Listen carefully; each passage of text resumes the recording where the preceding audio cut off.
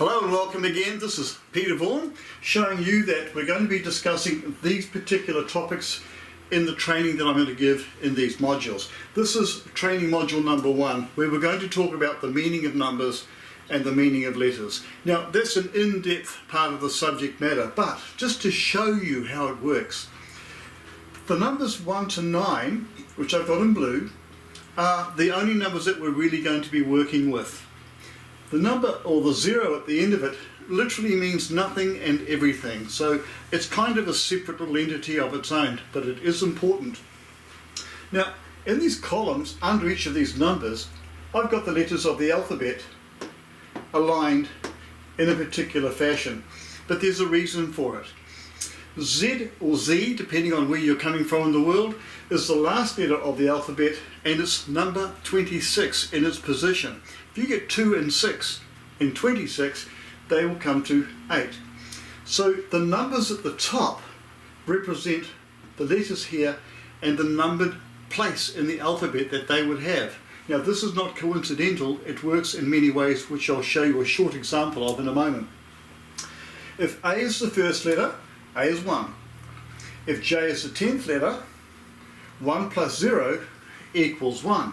And if S happens to be the 19th letter of the alphabet, 1 plus 9 equals 10, 1 and 0 equals 1, so they're all in the same column.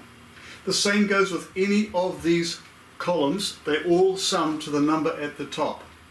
Now apart from that, let's just see how we can correlate numbers and letters to see how they blend together to form a language. The word yellow and the word gold, both of these things here are different letters, they're different in number, but let's see how they can work together to mean the same thing. Y happens to be here, down here in column number 7, because it's the 25th letter of the alphabet, so 2 and 5 is 7, and that's how we get the 7 up the top. E, I'll just now fill in the gaps, and if you look at where they come from in this graph, you're going to find that these numbers are at the top of where those letters came from. Let's go into gold now. I've done this for a long time, so I know what I'm doing with them. Alright, let's add up the letters and their numbers for that word yellow. 7 and 5, it's 7 plus 5 is 12, 15, 18, plus 6 is 24, and 5 is 29. 2 plus 9 equals 11, and 1 plus 1 equals 2.